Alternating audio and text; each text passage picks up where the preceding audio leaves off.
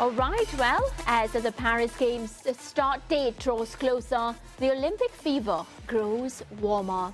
That, however, may not be the case for Jamaica's judoka, Ebony Drysdale Daley, following her non-qualification for this summer's game.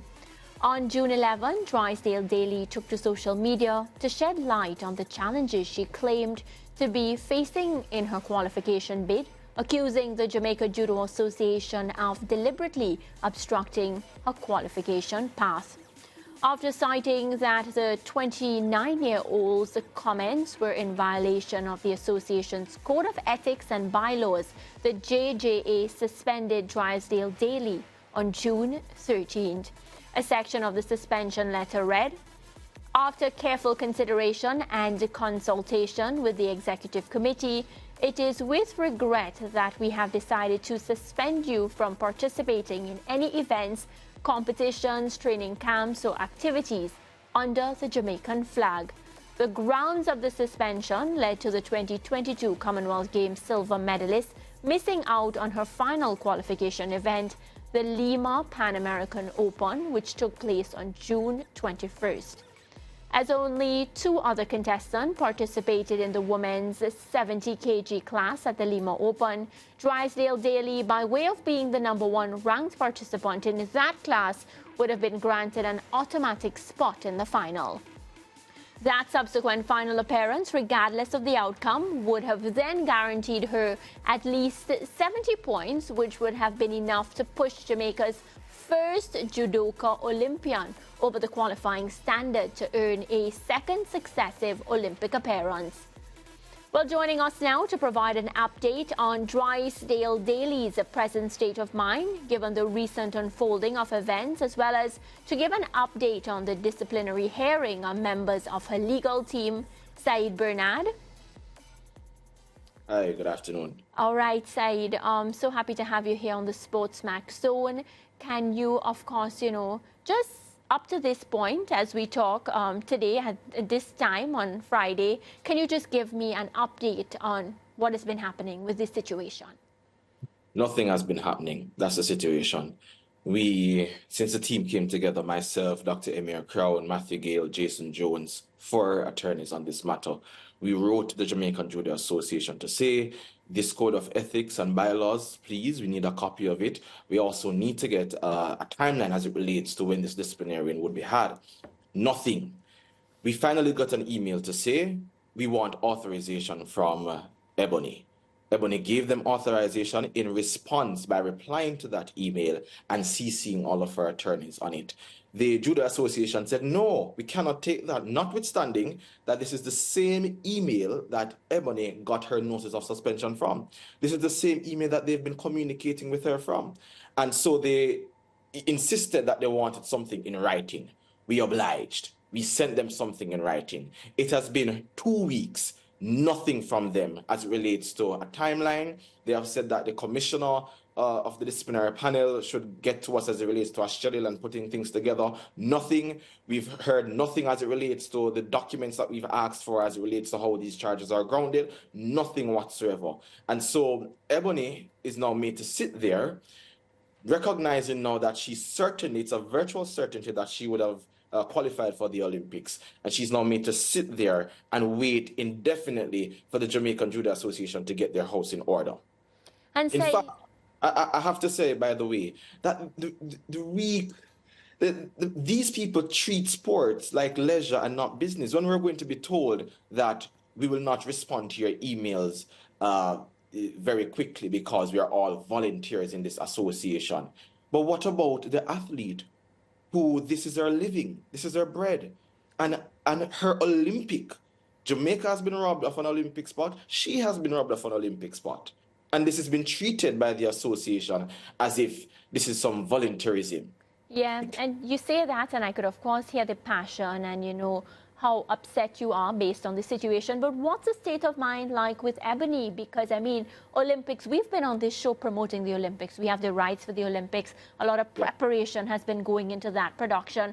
I could only imagine Ebony in her own state of mind. As you said, you know, she's at the point where she's not even sure what her fate will be like. So does she continue to train? Does she just sit back and wait? Like, you know, what's her state like? Well, the Olympics is a distant memory for her for Paris 2024. That's what it is. And she is certainly distraught. She would have spent several thousands of dollars in preparation, days, months, years in training for the Olympics. And again, at the last breath, as it relates to Lima, Peru, that competition there that would have given her certainly qualification, being withdrawn out of it. She is distraught. Nonetheless, she is really resilient, and she really and truly wants to get this sorted and behind her. The roadblock here is the JJA. Yeah, let me ask you quickly, though, because at the time that this story broke with Drysdale complaining about the conflict that she was involved with, the National Association, was it clear to her at that point that her Lima appearance would have been a guaranteed Olympic qualifying spot? Because when the story came out initially, we got the feeling that that was her last chance to qualify. But as it now stands, it seems as if she was allowed to compete, it would have been a guaranteed qualification. So what happened was, at that particular point in time, yes, we would not have known how many persons would have competed in her weight class. Yes. So now the competition being had, we've recognized now that only 2 persons competed in her class, and by virtue of the points that she already amassed, she would have automatically have been in the finals. And even if she lost that finals, she would have automatically gotten 70 points, which would have brought her over the threshold to compete in the Olympics. So had she actually gone to that competition, she would have been preparing for Paris 2024. So it was not clear to us at that point in time, and it not have been clear to her, but it's now clear given that we've seen how many persons actually participated in her weight class. Yeah, and you said something a couple of minutes ago that intrigues me, and I would like, if possible, for you to send confirmation that that happened, or was it just a verbal discussion? You were told that there would probably be a delay in the response because they are volunteers? Yes. In fact, was that a verbal conversation or a written conversation? It's a written conversation in email. I'd like to see that, actually, because that is shocking. You cannot be running a national... And I understand that they are volunteers because, you know, sport in the Caribbean is the infrastructure of sport is very underdeveloped. So I know, to their credit, that a lot of people give their own time volunteering to run associations. But it cannot be right for a national association to suggest that they cannot carry out their function efficiently because they are volunteers. That's certainly not good enough. We were just as shocked, my friend. We've not had any oral conversation with them. Everything has been in writing between ourselves and all the attorneys. In fact, I will tell you this. The president is very quick to respond to emails when he feels as if he's being pressured. But when it comes to actually sufficing us with the information we've asked for to prepare ourselves and giving us a timeline as it relates to having this disciplinary hearing and getting things in order so we can resolve this matter, nothing whatsoever. And so that allows anyone to look and to see what is important to them. Yeah, I want to ask you quickly about Ebony's mindset at the moment, because she is not Jamaica based, and she has pretty much spent her life living in the UK, right? So her performing for Jamaica from the Tokyo Olympics back in 2020 would have been, well, 2021, because the Olympics had been postponed, would have been a desire on her part to represent the country of her roots in a sport that she was dedicating herself to.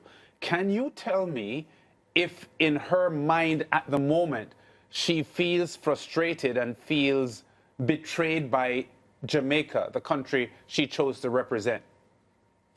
she is frustrated. She does not feel betrayed by Jamaica in the sense that she loves her country, but she certainly feels hard done. She feels as if she's being spited. She feels as there is some level of bad-mindedness that certainly a lot of these details I cannot get into at this point in time, but she feels as if this is a deliberate action that is done. And certainly from the looks of it from our end, we cannot help but to think as well that the actions of the Jamaican Judo Association are deliberate to have her feel the way she's feeling right now.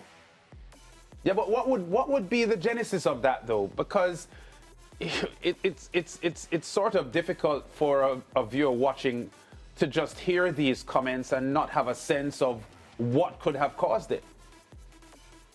As it relates to what would have caused it, again, you know as well as I do, as it relates to what was posted and the accusation there.